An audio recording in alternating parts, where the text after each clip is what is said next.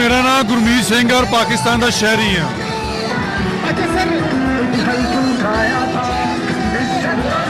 अच्छा सर, आज पीटीआई जो है सड़कों पे है और आज ये गिरफ्तारी देने आए, आप भी गिरफ्तारी देने आए? जी बिल्कुल, गिरफ्तारी देने आए हैं और इस करके देने आए हैं कि असी अपने इस खिते की आज़ादी चाहते हैं।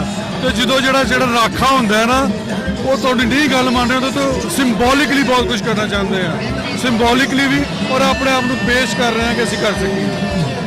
अच्छा सर, आज जो सुप्रीम कोर्ट का फैसला जो है ना, उसको सामने रखते हुए आज पीटीआई को गिरफ्तारियों से रोक दिया गया है और इजहार तशक्कुर मनाया जा रहा है, तो क्या पीडीएम इस फैसले को मानेगी?